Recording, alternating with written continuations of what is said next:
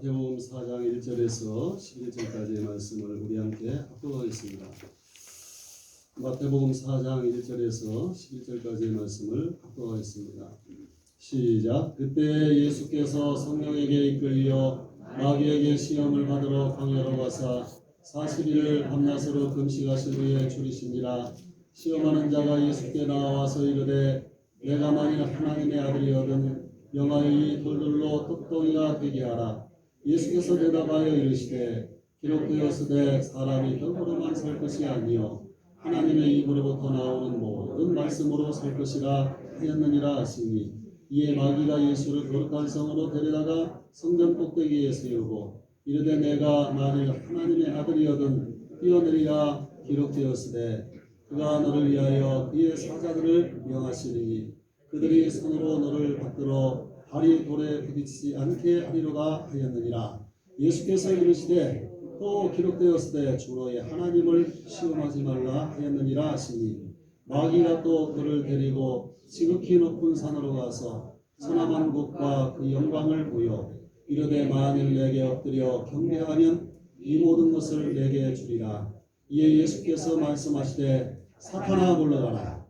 기록되었으되 주 너의 하나님께 경배하고 다만 그를 섬기라 하였느니라. 이에 마귀는 예수를 떠나고 천사들이 나와서 수종되니라. 아멘. 따라다 합시다. 하나님과 나, 이러한 말씀으로 오늘 접고 은혜를 한번 나누도록 하겠습니다. 이러한 속담이 있어요. 시계가 하나인 사람은 그 시간을 정확하게 알지만은 시계가 두 개인 사람은 결코 확실한 시간을 알지 못한다는 말이 있습니다. 오늘 여러분의 마음의 초점은 하나님의 말씀의 사이클에 단 하나의 시계로 움직이는 아침이 되기를 바라겠습니다. 세상에는 믿을 수 있는 사람이 있고 또 믿지 못할 사람이 있고 믿어졌다 안 믿어졌다 하는 사람이 있습니다. 여러분의 심령은 하나님과의 관계 속에서 정말 하나님을 정말 믿는 믿음이 여러분의 마음속에 있어지기를 주의 종은 원하는 것입니다. 선한 목자 교회 유기성 목사님의 간증을 읽어본 적이 있어요. 이 사람 3대째 목사인 그는 어려서부터 앞으로 좋은 목사감이라고 인정을 받으며 어렸을 때부터 그렇게 키워졌다는 거예요. 근데 그런 그를 한순간에 신뢰를 무너뜨리는 사건이 살면서 있었어요. 이 사람이 군목 시절에 훈련을 받다가 다리가 부러지는 사고를 당했는데 그 인간이 다리 고관절이 심하게 훼손돼 가지고 평생 불구가 될지도 모른다고 그렇게 말했어요. 그래서 그는 당장 아버지께 연락을 해서 군 병원이 아닌 우리나라에서 더 좋은 병원에 가서 이 수술을 받아야 되겠다고 생각했어요. 하지만 아무리 애를 써도 그날 깜깜한 밤중까지 아버지와 연락이 닿지를 않는 거예요. 밤 12시가 돼서야 아버지가 아니라 자기가 어렸을 때부터 믿음이 좋다고 그렇게 얘기하면 좋은 목사감이라고 얘기를 들었는데 하루 종일 그 상황 속에서 하나님이 생각나지 않았다는 거예요. 밤 12시가 넘어가면서 그때서야 하나님이 생각나더라고요. 내일이면 응급수술에 들어가야 되는데 어떤 수를 통하지 않으니까 그때서야 하나님이 밤 12시에 생각나더라고요. 그때 그는 그동안 그의 믿음은 어려서부터 남들에게 들은 말로 이루어진 믿음이었고 거짓된 나로 살았음을 통감하며 회개했다는 그런 얘기가 있습니다. 하나님에 대한 저의 믿음의 실체가 사실은 없다는 것을 알게 된 그런 시간이었다는 것입니다. 너무나도 부끄럽고 참담했다는 거예요. 그러고 돌아보니 그동안 내가 하나님을 제일 사람들 중에서 잘 믿는 것처럼 많은 사람들을 정죄하고 비난했다는 것이 얼마나 교만한 것인지, 얼마나 죄스러운 것인지 그날 알게 되었다는 거예요. 그날 밤 참 많이 눈물을 흘리며 회개했어요. 비로소 그날 예수 십자가의 사랑과 의미를 깊이 깨닫게 되었어요. 그런 후에 회개한 후에 그 다음에 기도가 바뀌기 시작하는 거예요. 하나님, 이 어그러진 오른쪽 내 다리를 고쳐달라고 기도하지 않고 하나님, 한 다리가 없어도 오른쪽 다리를 이제는 하나님 앞에 바치는 그런 기도를 했다는 거예요. 차라리 장애인이 되는 게 제 삶의 유익이라면 차라리 장애인으로 살게 달라는, 멀쩡한 두 다리로 더 큰 자리, 더 대접받는 그런 목사가 되기를 바라는 것이 아무런 의미가 없다는 생각을 했다는 거예요. 그날 저는 회심의 사건을 겪은 거예요. 제가 죄인인 것을 깊이 깨닫고 주님께 돌아온 사건이 일어난 거예요. 이건 사랑을 이깁니다라는 가이드포스트에 실린 글입니다. 마귀의 시험은 인간의 본능을 충동질합니다. 이 세상의 육신의 자랑, 안목의 정욕, 이생의 자랑, 본능의 충동을 느끼지 않는 사람은, 이 세상 육신을 가진 사람은 아무도 없어요. 본능과 충동을 어떻게 대면하고 대응하느냐에 따라서 우리에게 다가오는 시련과 그 시험을 물리치는 하나님의 사람으로 변화될 수도 있고, 반면에 시험과 시련 앞에 지금까지 쌓았던 모든 것들이 와르르 무너지고 마는 마귀의 사람으로 흩어질 수도 있다는 것입니다. 사실 신앙의 진면목은 불같은 시험 속에서 나오는 그 모습을 볼 때 그 신앙을 알아볼 수가 있어요. 불로 연단하여 없어지지 아니할 정금 같은 믿음으로 우리 모두 하나님 앞에 나타나기를 주의 종은 원하는 것입니다. 신실한 성도는 시험과 시련을 통해서 자신의 믿음이 없음을 깨닫게 되고 회개하며 진정한 회심의 시간을 가지게 됩니다. 그래서 시험과 시련을 통해서 하나님께서 참으론정 우리로 하여금 귀로만 듣던 신앙에서 이제 눈으로 보는 욥기 42장 5절의 말씀처럼 눈으로 보는 신앙으로 하나님과 나와의 관계, 그 관계를 확인할 수 있는 그런 시간이 되는 것입니다. 오늘 예배할 때 하나님과 나 사이에 다른 모든 것들이 사라지는 역사가 임하기를 주의 이름으로 부탁드립니다. 죄라는 게 뭐예요? 하나님과 나 사이에 끼어있는 모든 잡다한 것들 아닙니까? 예배할 때 하나님과 나만 필요한 것이지 세상적인 모든 염려 근심도 필요 없어요. 내 생각도 필요 없어요. 근심과 염려할 필요도 없어요. 하나님과 오직 나만이 오늘 있는 거예요. 아멘 합시다. 한 심리학자는 21세기 현대인들을 죽음에 이르는 병이 하나 있다면 암이나 치유할 수 없는 희귀한 질환이 아니요, 그리고 더군다나 경제적인 그런 문제도 아니에요. 그건 뭐냐, 혼돈에서부터 오는, 카오스로부터 오는 나 자신을 잃어버린 상실감이라 그렇게 말했습니다. 여러분, 쉽게 표현하면 급변하는 세상의 한가운데서 내가 당하며 겪는 일들을 통해서 점점 이거 세상 적응하기가 나로서는 힘들다 보니까 코로나 앞에 나를 잃어버리고, 돈 앞에 나를 잃어버리고, 거짓 앞에서 꼭 사기당한 것처럼 그렇게 우리의 삶 자체가 허물어진 그 모습을 볼 때, 그리고 그런 세상을 겪으면 점점 작아지는 나, 결국에는 내가 누구인가를 잃어버리게 된다는 것이 큰 문제라는 거예요. 그래서 선택하는 것이 자살이라는 극단적인 행동이고, 이러한 죽음의 비율이 암으로 사망하는 것보다 훨씬 높은 수치에 이르르고 있다는 것입니다. 이러한 현상이 예수님을 믿고 산다고 그저 나는 교회에 다니면서 그렇게 생각했는데, 하나님에 대한 그 믿음의 실체가 내가 살아가면서 당하는 그 어려움 속에서 믿음의 실체가 없는 거예요. 내가 없는 거예요. 나는 믿음의 사람이라고 생각했는데 내 믿음이 전혀 없는 거예요. 나의 존재감이 없는 거예요. 결국에는 시련과 역경 속에서 믿음에서 이탈하고 결국 마귀의 시험에 걸려가지고 아픔을 경험하는 사람들이 요즘 무지기수로 많다는 것을 여러분 아십니다. 따라서 오늘 본문은 우리 믿음의 사람들이 이러한 마귀의 유혹의 현실을 어떻게 믿음으로 극복할 수 있을까, 이걸 보여주는 예수님의 말씀이라니.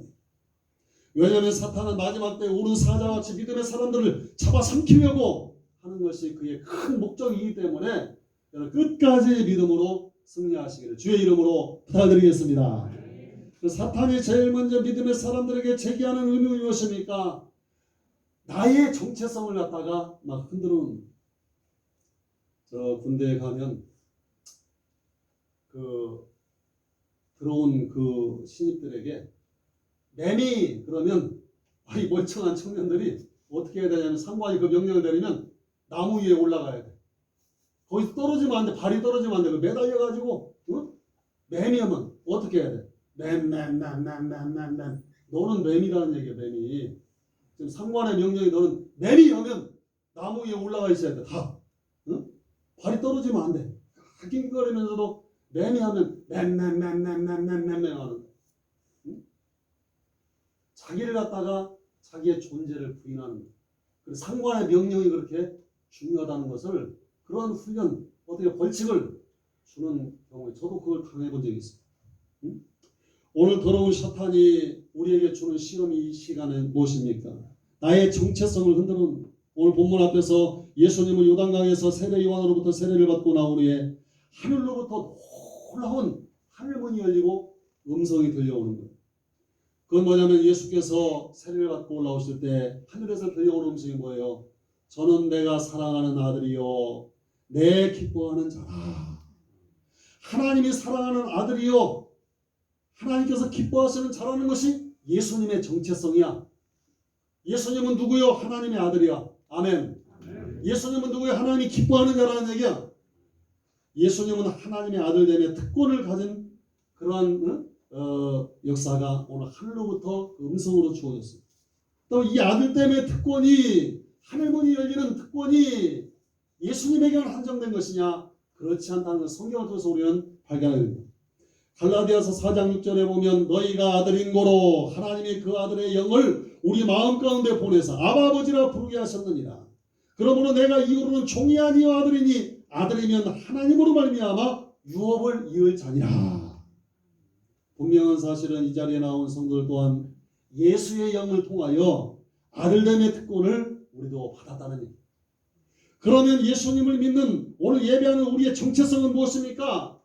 예수 그리스도의 영을 통하여 더 이상 세상의 종이 아니라 하나님의 아들이라는 얘기입니다. 그러나 본문에 보면 사탄은 이 정체성의 의문을 갖다가 제기하는 거예요. 반론하는 거예요. 그리고 3절 6절에서 사탄은 예수님을 시험하게 되는데 그 질문의 첫 의혹을 제시하는데 그것이 바로 만약에 당신이 하나님의 아들이라면 이런 가정을 제시합니다. 사탄은 당신이 하나님의 아들이 아닐 수도 있다는 얘기야. 그리고 나서 나의 의혹에 대하여 당신이 하나님의 아들이라는 증거를 제시해보라고 그렇게 말합니다. 그런 후에 세 가지의 본격적인 유혹의 미끼를 던지기 시작해요. 첫 번째, 사탄이 인간의 가장 원초적인 감각을 자극하는 시험이었어요. 40주야를 갖다가 금식한 예수님을 향하여 돌로 떡을 만드는 능력을 보이라는 얘기. 그러면 당신이 하나님의 아들임을 믿겠다고 사탄이 말했어요. 배고픈 사람에게 가장 큰 미끼가 무엇입니까? 바로 밥입니다. 사탄이 얼마나 교묘합니까? 사탄은 지금 인간의 육신적인 감각을 자극해서 아들됨의 정체성에 혼란을 지금 일으키고 있어요. 근데 사탄이 시험할 때에는 엉뚱한 것을 가지고 시험이 드는 게 아니야. 실현 가능하고 가장 지금 내게 필요한 것을 가지고 와서 시험하는 거야. 아이 거지에게 돈 1억을 내라고 하면 5분의 이자를 주겠다고 그런 시험 없어요. 아이 밭에서 농사일을 하는 농부에게 10억을 주면 국회의원도 시켜주겠다고 그러한 시험도 없어요. 배고픈 사람에게 명예나 권세를 가지고 오지 않고 배고파 죽겠는 사람들에게는 먹을 것을 가지고 유혹하는 식의 그 시험의 조건을 가지고 우리에게 다가온다는 거예요. 그래서 사람들은 쉽게 무너지는 거예요. 참 무서운 시험이에요. 14세기 벨기에 레미온드 3세 국왕은 동생의 모반에 당해서 감옥에 갇히게 됩니다. 근데 그 감옥에서 작은 문이 하나 있어요. 동생은 감옥에 갇힌 국왕에게 체중을 줄이면 그 작은 문에서 빠져나가면 용서해주고 자유를 주겠다고 했어요. 그러면서 그 끊일 때마다 산에 짓밀려 진수성찬을 차려가지고 감옥에다가 넣었어요. 왕은 자기가 다이어트를 해야 될 거 아니에요. 그래야 감옥 밖으로 그 작은 문을 통과해서 자유를 얻을 것인데 이 왕은 굶어야 체중을 줄여 작은 문을 통과할 수 있는데 때마다 들어오는 진수성찬에 그 식욕을 억누르지 못했어요. 차일피일 미루며 배를 부르게 보내던 왕은 결국에 작은 문을 평생에 빠져나가지 못하고 종신토록 그 음식을 먹고 마시다 뚱뚱해져 가지고 감옥 안에서 죽었다는 얘기입니다. 개인의 욕구를 자극해서 개인의 욕망에 사로잡히게 하는 것 마귀의 무서운 시험임을 여러분 아셔야 돼요. 그러자 예수님은 즉시 신명기 8장 3절 말씀을 말합니다. 따라갑시다. 사람이 떡으로만 사는 것이 아니라 하나님의 입으로 나오는 말씀으로 사는 것이라. 인간의 생명이 육신에게만 한정되어 있다면 사탄의 말에 맞는 얘기예요. 잘 먹어야지. 먹는 것이 최고지. 그러나 예수님은 인간은 동시에 영적인 존재라는 것을 반증해주고 있습니다. 인간의 육신적인 생명은 일용할 양식으로 하나님이 다 책임집니다. 오늘도 주여 비를 주옵소서 기도하자고 했는데 성경책 끼고 사택문을 열고 나오는데 후두둑 비가 내리더라고요. 그래서 합심해서 기도할 것도 없이 하나님의 때가 되니까 할렐루야. 필요한 것을 육신적인 것은 채워주십니다. 응? 모든 것들 다 메말라 죽어가는데 하늘 문양이 비가 내리니까 이건 천금보다 귀한 비가 내리고 있는 거예요. 응? 그래서 기도가 바뀌어서 목양실로 들어갈 때쯤 뭐냐면 오늘 찬송 부르고 합심 기도는 우리 성도들 영적인 은혜의 단비를 위하여 합심하여 기도하자. 먼저 그의 나라와 그의 의를 구하라. 이 모든 것을 너에게 더하여 주시리라. 여러분 사람이 살면서 정말 중요한 것은 영적인 문제입니다. 이것은 반드시 내가 하나님 앞에 반응해야 되는 것입니다. 하나님의 영을 통하여 나에게 아르데미 특권을 부여한 아버지의 영이 나에게 없다면 나의 허기를 채워줄 한 그릇의 밥은 그저 육신적인 욕구에 만족감을 주는 것에 불과한 것이라는 것입니다. 따라 영적인 문제는 하나님의 말씀으로 살지 않으면 이것은 세상 어떤 것으로도 만족할 수 없도록 하나님이 사람을 만들어 놨답니다. 말씀의 은혜를 받으면 좀 배가 추려도 괜찮아요. 아멘 합시다. 가난하게 살아도 괜찮아요. 그러나 배 터지게 뭔가를 먹어도 하나님의 말씀에 주려 있으면 그 심령은 인생의 진정한 행복과 은혜를 누릴 수가 없다는 얘기예요. 여러분 영혼의 만족을 위하여 사시길 주의 이름으로 부탁드립니다. 그러자 사탄은 두 번째 미끼를 던지고 이번에는 다윗의 신앙 고백의 한 부분인 그것을 갖다가 인용해서 올무를 던집니다. 시편 91편 11절에서 12절 말씀에 다윗은 이렇게 고백합니다. 저가 너를 위하여 그 사자를 명하사 내 모든 길에서 너를 지키게 하심이라. 저희가 그 손으로 너를 붙들어 발이 돌에 부딪히지 않게 하리로다. 그러자 예수님 역시 성경을 인용해서 반문을 합니다. 신명기 6장 16절 말씀을 통하여 너희 하나님 여호와를 시험하지 말라. 왜 예수님은 신명기의 르비딤에서 일어났던 본문을 이용하여 사탄의 그 질문에 반문을 합니다. 우리는 여기서 중용을 해야 돼요. 이스라엘 백성이 광야를 나와서 엘림을 지나서 신광야를 거쳐가지고 르비딤에 도착합니다. 근데 가장 큰 문제가 무엇이냐면 르비딤에는 마실 물이 없다는 얘기예요. 그런데 이스라엘 백성들이 원망과 그 불평하는 그 목소리가 그들을 이끌었던 모세에게 막 향하는 거예요. 모세는 기도하니까 하나님이 지시하신 거예요. 하나님이 지시하신 대로 반석에서 물이 나오게 하지만은 모세는 여기서 하나님 앞에 돌이킬 수 없는 우로를 범하게 되는 것입니다. 그건 뭐냐면 하나님이 지시한 대로 행한 것이 아니라 자신의 능력을 보여주기 위하여 반석을 자신이 들고 있던 지팡이로 두들기면서 하나님의 이름을 이레이저 지워버리는 거예요. 마치 자신의 능력으로 반석을 치는 것처럼 그 불이 솟아나는 것처럼 그러한 액션을 취해버렸어요. 바로 이와 같은 행동으로 하나님은 모세를 포기시켜버리고 여호수아를 지도자로 세우게 된 것입니다. 이 사건을 출애굽기 17장 6절에서 마사의 사건이라고 부르는데 이 말은 그들이 여호와를 시험하여 이르기를 여호와께서 우리 중에 계신가 아닌가 하였습니다. 이렇게 말합니다. 왜 예수님이 르비딤의 사건을 이용했습니까? 지금 사탄이 제시한 의무는 너희 중심에 하나님이 있는가 하나님이 없는가 그걸 입증해 보라니. 그때 예수님은 이 사탄을 향하여 이렇게 말합니다. 이미 나의 중심에 하나님이 계신 줄을 믿고 있는데 마귀 앞에서 내가 그 믿음을 입증할 필요가 있겠는가 이런 말. 마치 모세의 불신앙이 준 교훈이 무엇입니까를 예수님은 알았던 것입니다. 하나님의 능력을 인간이 의심하고 그것을 시험하고자 했을 때 나타난 결과는 하나님으로부터 영원히 포기될 수도 있다는 그런 얘기를 여기서 하고 있습니다. 사탄은 더 이상 예수님의 역관 자신의 정체성을 향한 도전을 포기합니다.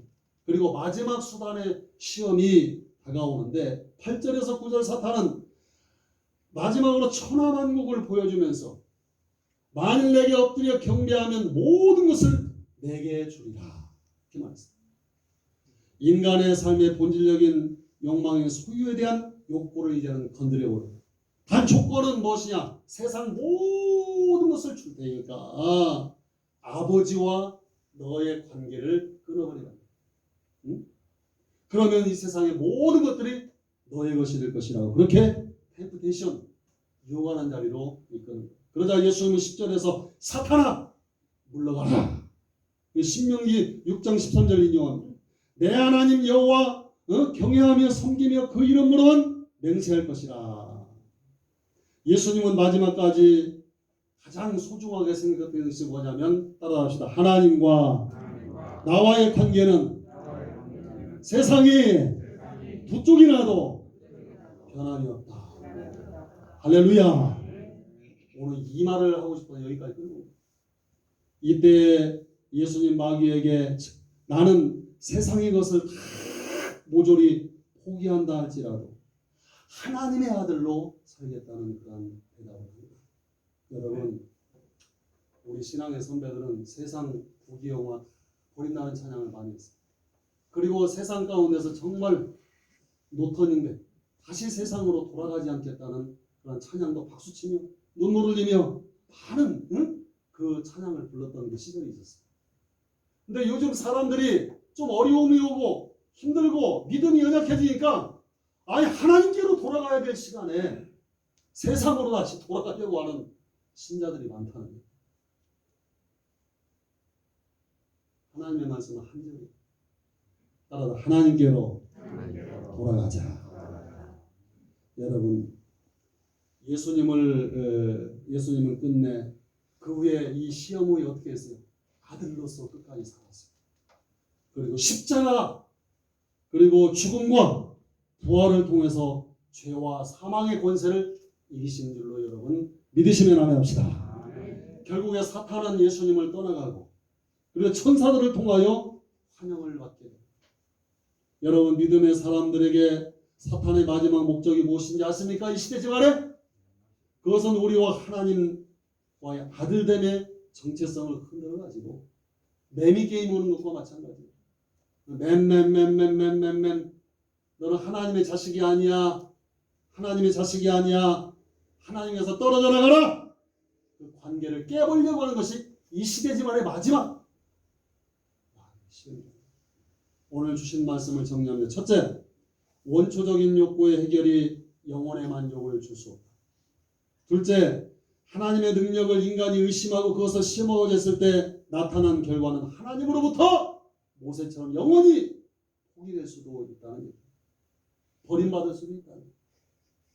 또 셋째, 하나님과의 아들됨을 그 정체성을 흔들어서 우리로 하여금 하나님을 떠나서 세상의 욕망으로 살아가면서 하나님께 영원히 돌아가지 않는 그 자식이 있다면 그건 불행한 거예요. 우리가 성경에서 확실하게 배운 지식이 있는데 대단히 큰 비중을 차지하는 것이 마귀가 있다고 생각하면 합시다. 아멘 합시다. 마귀가 있다는 거예요. 마귀가 있어요, 없어요? 마귀가 있다는 것을 믿으면 아멘 합시다.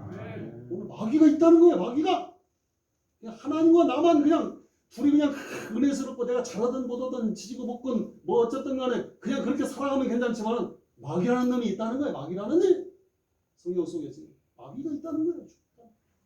응? 이것은 하나의 인격적인 존재로 하나님을 대적하는 힘으로 우리를 하나님께로 끌어내는 존재로 지금 여기에 지금 멀쩡히 역사하고 있다는 것을 우리가 간파해야 됩니다. 응?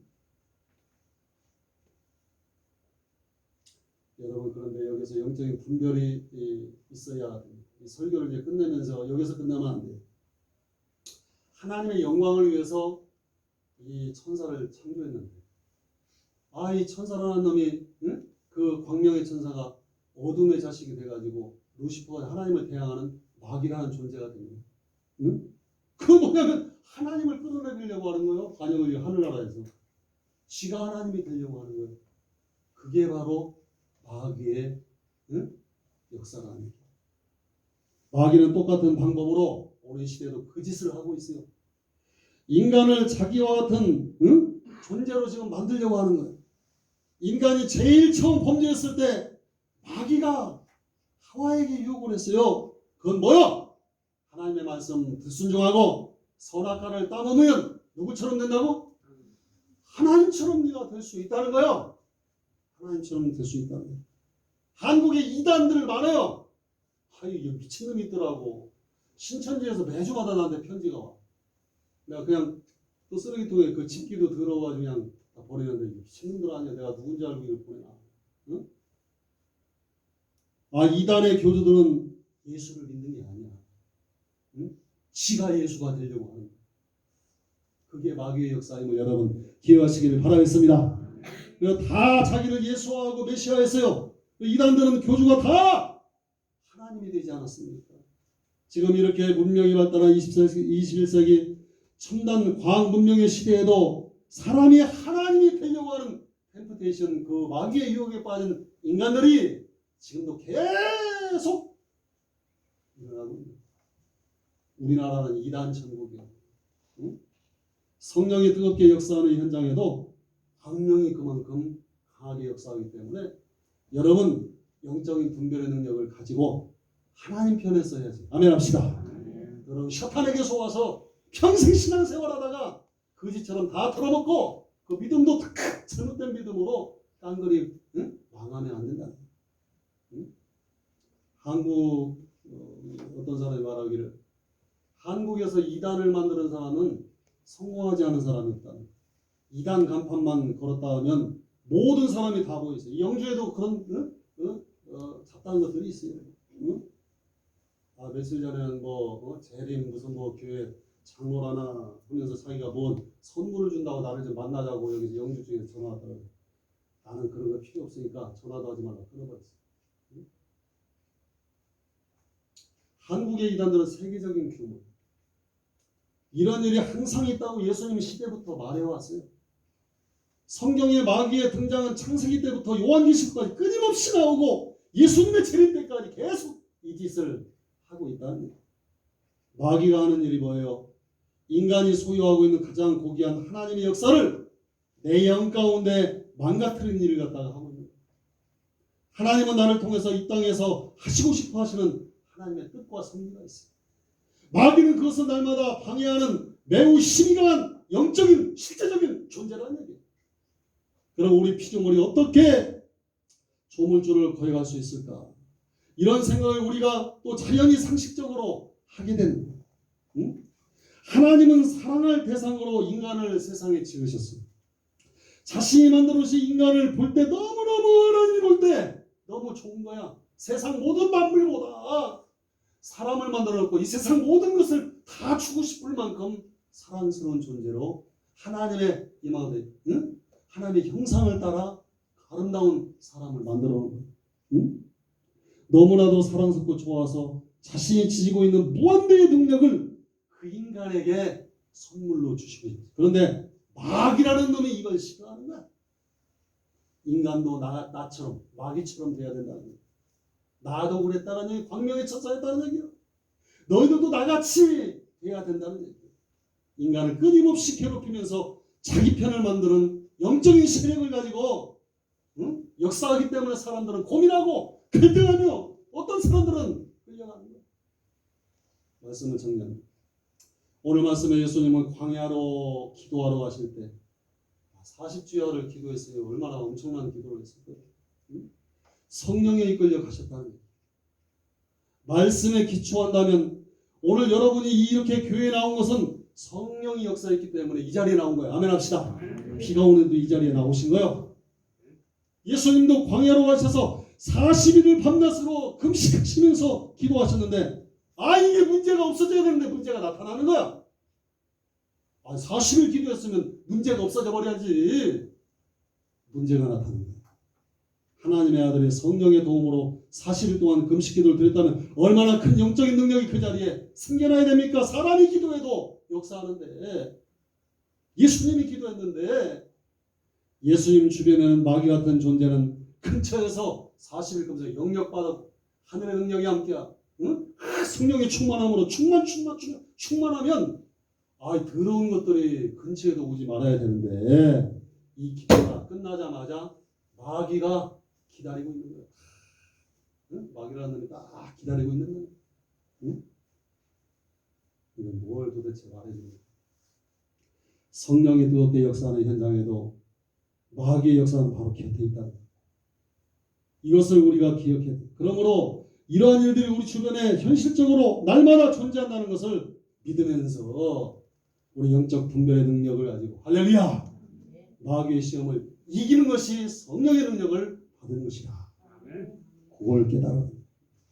따라합시다. 성령의 능력은 그 능력으로 마귀의 시험을 그게 이기는 것이다. 그게 능력이야. 아멘 합시다. 응?